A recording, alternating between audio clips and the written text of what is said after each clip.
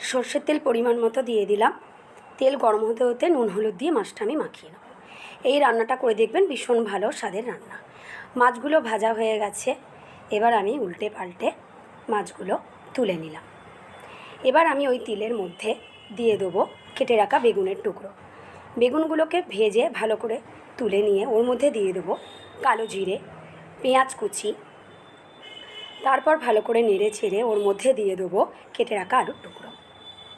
ভালো করে আবার নেড়ে চেড়ে ওর মধ্যে দিয়ে দেবো জিরে আদা বাটা, কাঁচা লঙ্কা বাটা দিয়ে নাড়িয়ে চাড়িয়ে হলুদ গুঁড়ো, নুন দিয়ে ভালো করে নেড়ে চেড়ে ওর মধ্যে সর্ষে বাটা দিয়ে 1 বাটি জল দিয়ে দেবো।